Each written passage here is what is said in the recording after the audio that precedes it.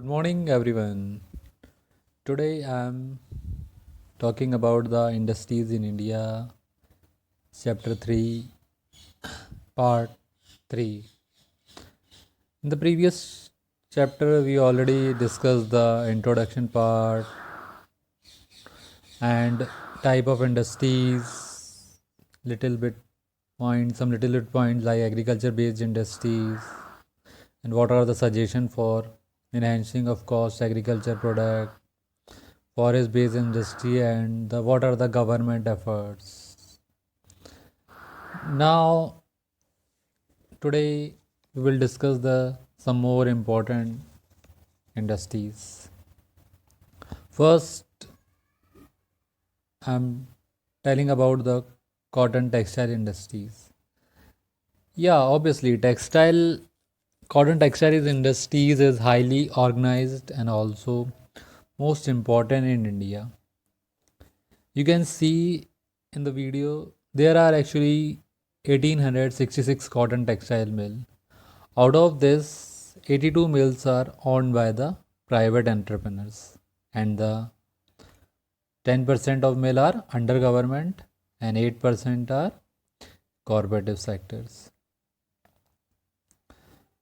Now, after the independence, the production of cotton textile is increasing, and this work is very appreciable.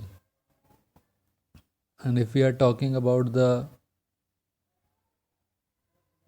past, first modern textile mill, which was established in Calcutta in the year 1818, but it was a fail.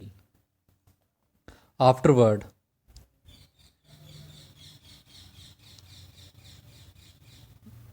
first modern textile mill, which was set up in 1851 by Shri Nanabhai Dabar. And since the first cotton textile mill was set up in Mumbai, that's why we called as the Mumbai is the capital of textile industries. Afterward, so many industries are set up in the Mumbai, but if we are talking about in the other state, the industries also localized in Ahmedabad. So that's why we called as a Ahmedabad.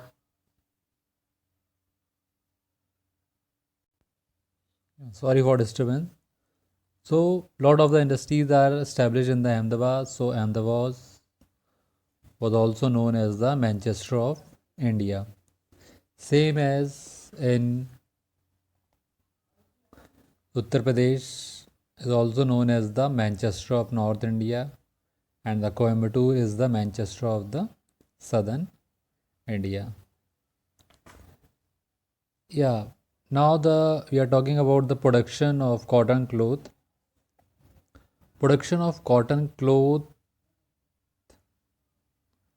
after the independence, or we say that in the year of 1950-51, it is 421.5 crore, but it raises in the year of 2005 to 6, it goes to 4957.7 crore. So this is the really appreciable work in the field of cotton and textile industries. Now we are talking about the dispersal of cotton textile industries. Cotton is actually used as a raw material in the cotton textile industries, and mostly cotton textile industries are localized near the seashore, or we can say that there is lot of humid climate. It is suitable for the cotton textile industries. So Maharashtra, this is the rank, its rank is first in the production of cotton. In Maharashtra, there are 119 mills, and out of this, 101 units are such as both spinning and weaving are done, but remaining 18 mills are engaged only in spinning. And now the Mumbai is the main industrial center. Even other centers also available, like in Maharashtra and Sholapur, Pune, Nagpur, Wardha, Amravati, Akola, Aurangabad, and so on. Next, Gujarat is the second biggest center. And in the Gujarat, there are 118 mills, out of which 24 are spinning and weaving, and 24 are only spinning mills. And after the Ahmedabad is the leading center. But except Ahmedabad, other also cotton textile centers are available in Gujarat, like Vadodara, Bharuch, Surat, Bhavnagar, Rajkot, and so on. Same as in Tamil Nadu. Tamil Nadu, the state ranks actually is third in the country, and there are 439 small units, and most of the mill are there doing spinning only. So that's why the Coimbatore is the main center of this industry, and that's why we called as the Manchester of South. Okay. And same as in Uttar Pradesh, it's also called as a Manchester. Even the Kanpur is the biggest cotton center of Uttar Pradesh. Even lots of other centers are also available in Uttar Pradesh, Varanasi, Agra, Muradabad, Lucknow, and so on. Even in our MP, is also a lot of cotton textile mills in Gujarat. In Gwalior, Indore, Ujjain, Satna, Jabalpur, Bhopal, Ratlam, Devas. Okay. So this portion is completed. Next is a mineral-based industries. Mineral-based industries, obviously, those kind of industries, the raw material they are getting from the digging of the earth. So first we are talking about the iron and steel industries. Everybody knows that the iron and steel industry is the backbone of the whole industrial world of the modern times. Okay, even iron and steel industry is one of the most important basic industry. Even in your board classes, sometime or a lot of time they ask the why is the iron and steel industry called as a basic industry. So we just giving the answer like this: iron and steel industry is one of the most important basic industry. Even no country can progress without the development of iron and steel industries. This industry is a given importance, or this industry is given an important place, and this is also a backbone of our country. And the iron steel industry is the base of modern industrial structure and the standard of national power. Even this industry is used to manufacture machine, railway lines, transport, railway bridge, arms, ammunition, and agriculture equipment. Right from the actually needle to a aeroplane, means right from the small things to a big things, cannot possible manufactured without iron and steel industry. That's why we called as the iron and steel industry is called as a basic industry. Even in our olden times, in the 15-year old, there's one old iron pillar which is situated in Mehrauli near Qutub Minar, Delhi, is a proof of antiquity of this industries. Now, the first modern iron and steel industries was set up in the place of Porto Nova, which is in Tamil Nadu, and this industry established in the year of 1830. Afterward, the first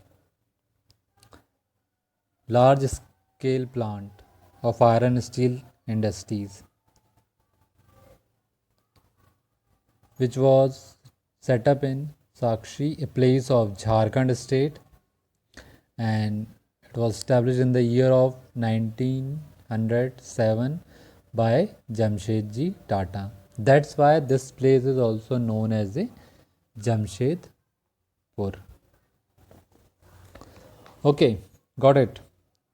Now I just tell you something about the localization of the industries. Localization means the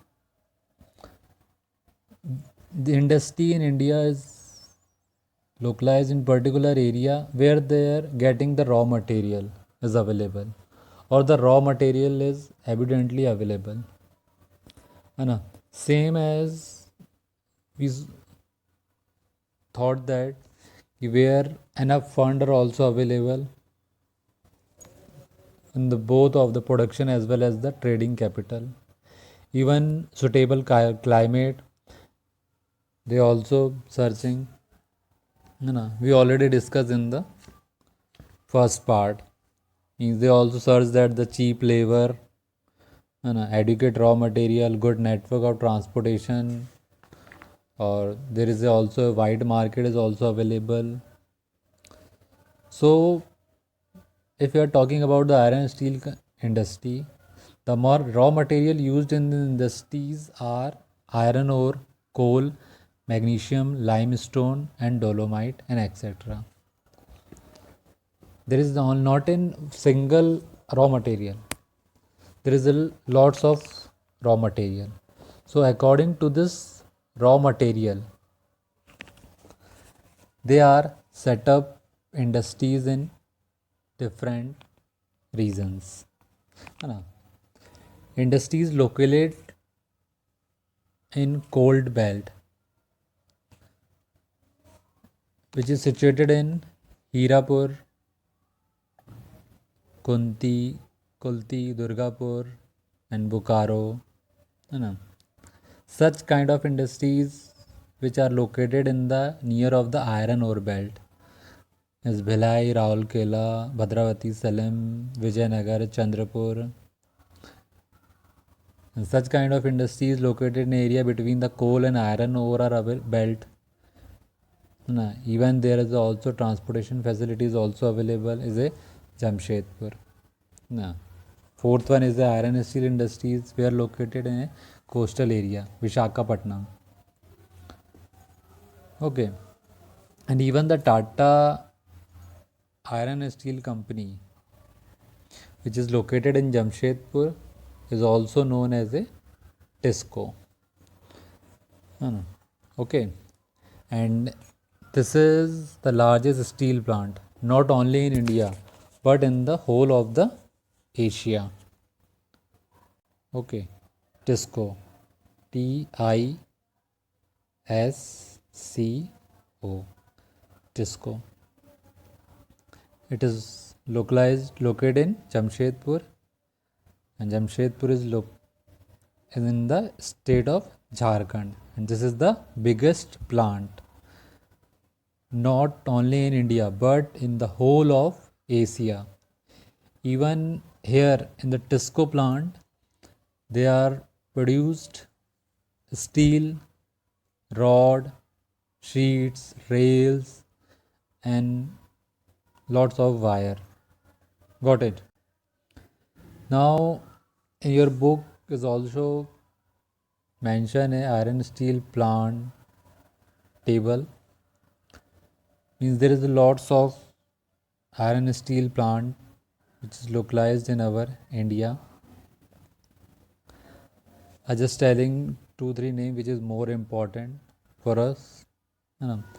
Suppose this one is a Bhilai steel plant which is located in Bhilai, Chhattisgarh, and this is set up with the collaboration of Russian.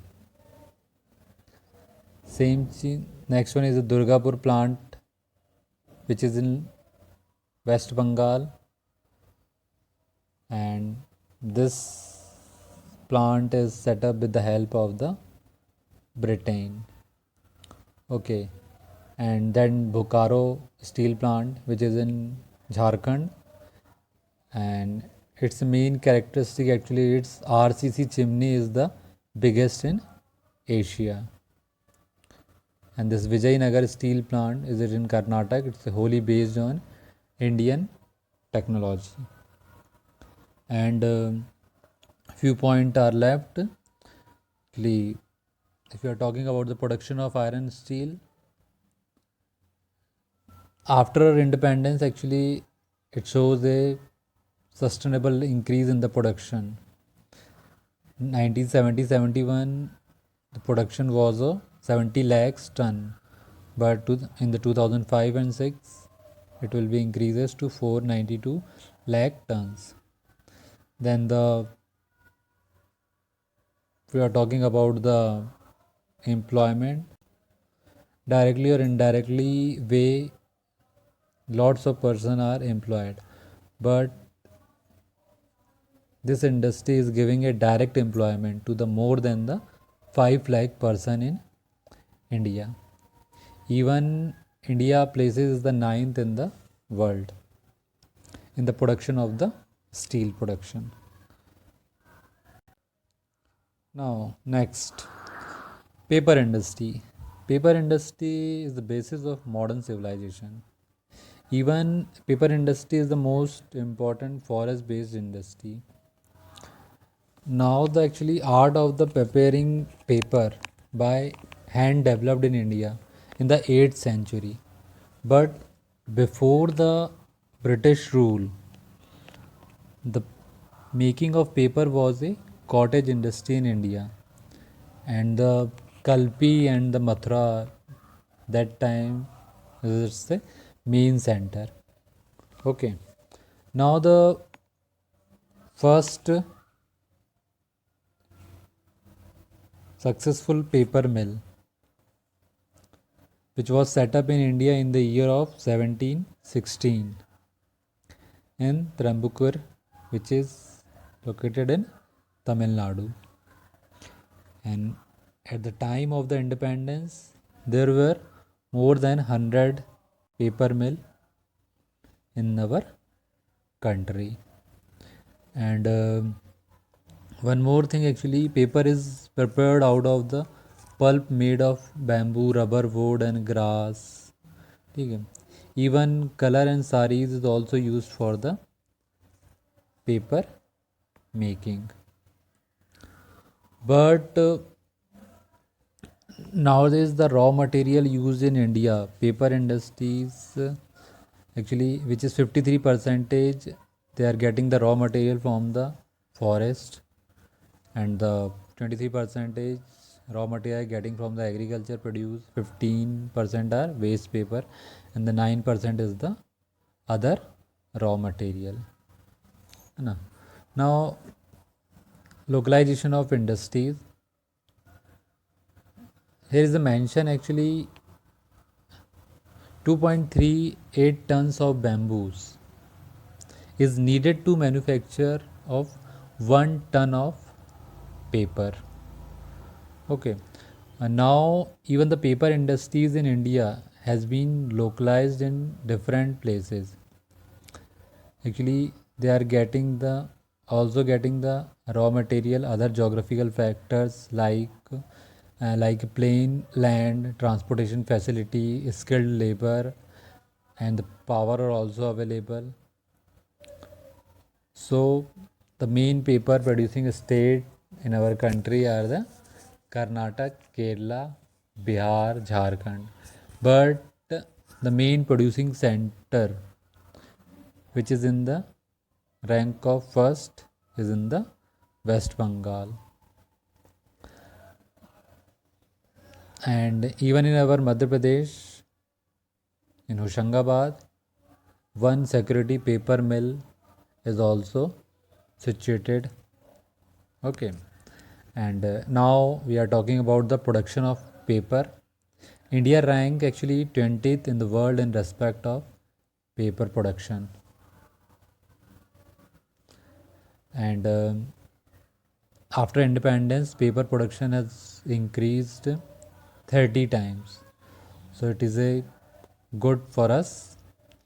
And out of this, actually, out of the total production of paper in our country, basically 53 percentage is used is actually is writing and printing paper, and 23 is packing paper, 22% is packing paper, 16 is cardboard, and 6% is news print, and remaining paper is for other special varieties.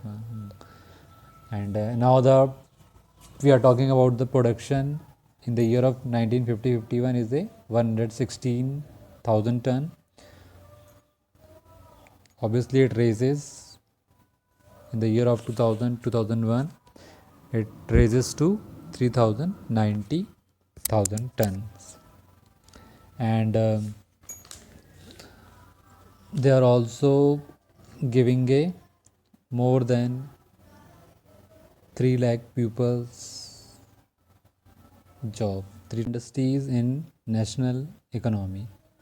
In the year 1950, the National Planning Commission was set up, and every 5-year plan targets for industrial development were set.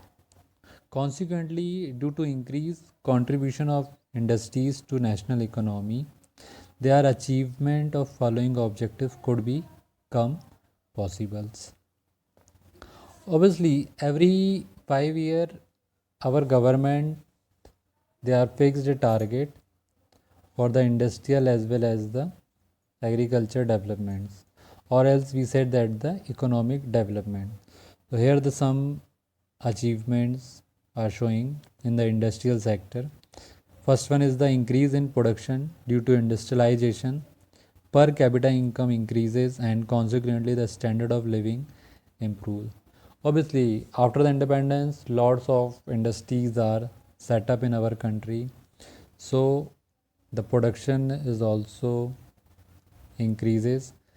Due to this, our per capita income and our standard of living is also improves. Increase in employment opportunity. If any industry is set up, so this will generated an employment opportunity as well as the human resources strength is also powered. Even the rise in national income and per capita income formation due to increased contribution of industries means if increase the contribution of industries, other constitute units of the economies like agriculture, mineral, transportation, etc. is also a progressive. Fifth one is a research is strength and the technology also develop. Obviously, we see that after the independence, our India condition is not so good. But when gradually industry sectors is day by day improving, our standard of living is also increases, lots of opportunities, employment opportunities is also came in our India. New technologies is also adopted by us. Even in our gross domestic product or GDP of our India is also go into a good rise. Okay, now next topic, industrial pollution. Actually, this industrial pollution topic is very important for in our exam purpose. Lots of time they are asking this question. Sometime they are just giving a question like throw light on industrial pollution, or sometime they also ask the measure to control industrial pollution. Okay, so we, we start industrial pollution. Actually, any undesirable change in air, water, or land due to physical, chemical, or biological reason which adversely affected the health, safety, and welfare of all living beings is called a pollution. And day by day, you see the various industries are set up by the man. So this problem is generated. Now, environmentalists also feel that the whole atmosphere is getting a polluted due to the solid waste, polluted water, and poisonous gases which are comes from the industries. So this the balance of ecosystem is getting too much disturbed, and the life on the earth itself is in the grave danger. Here are different types of the industrial pollution are as under. First one is the like a air pollution. Okay, air pollution actually the poisonous gases and smoke emitted by the industrial plant are the main cause of the air pollution. And this air pollution comes from the most of the industries, but this is the main textile industries and chemical industries, metal, oil refinery, and sugar industry. These are the main industry which are polluted the air pollution. And there are some steps to control pollution, air pollution. First one, like a height of chimney of factories should be increased so to reduce the effect of harmful gases. We also adopt such kind of technologies which spread less pollution. We also installed some pollution control devices even before well setting up any plant. We have to develop greeneries nearby. Even such sources of energy like solar energy should be used in factories. Next, water pollution. Obviously, water is necessary for life, and undesirable element which get up mixed with the water, they pollute the water. Okay, actually, lots of the manufacturing process and they mix up the water with some salt, acid, and chemical. So then they mix up with these chemicals within the water. They convert it to the fresh water to polluted water. And obviously, these water actually then flow into the river and water reserve. So lots of the living creature and the vegetation is also affected. Now, what are the steps to control water pollution? Chemical industries which polluted the water most should be set up away from the river and water reserve. Wastewater of industries should not be directly disposed of in the river or other source of the water. Instance, these water should be treated and used for irrigation. Water treatment arrangement should be made at the time of setting up of the plant itself. Trees should be planted on the roadside.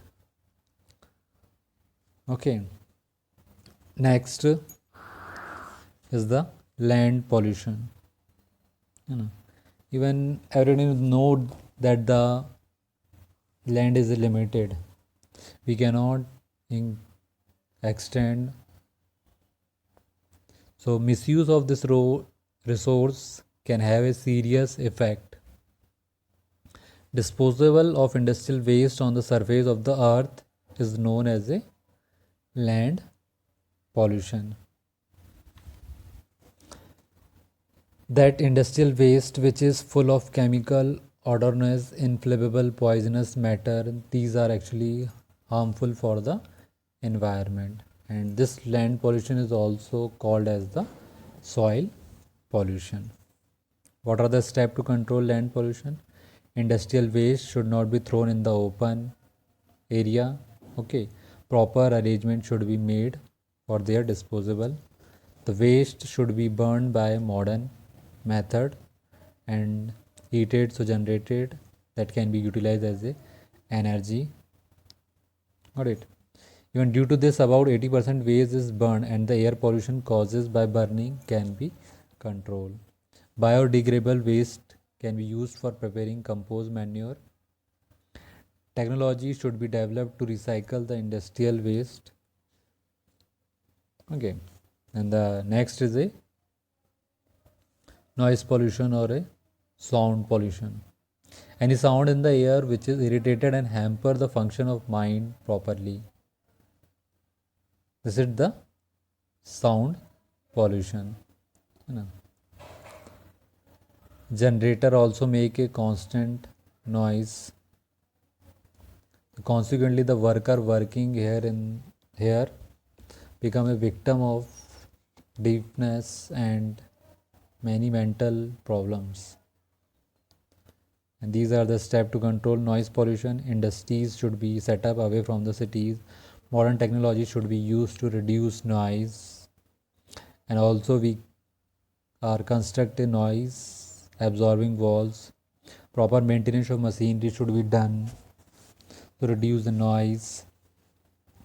The worker should compulsory used compulsory earplug device in plant which make excessive noise. Even the anti-sound pollution machine should be installed in the plant.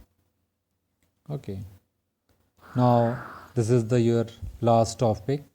Effect of pollution on human life.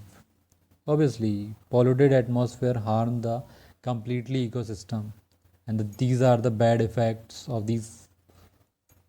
Like a polluted air harms the respiratory system of our human beings. Actually, polluted air causes diseases like asthma, throat pain, cough, and sometimes even fatal diseases like cancer, diabetes, heart problem, etc. Even this Bhopal gas tragedy was the result of this type of tragedy when poisonous gas has leaked in the atmosphere. Everybody know that the Bhopal gas tragedy. Got it. Next is the polluted water, germs and virus of many type spread diseases.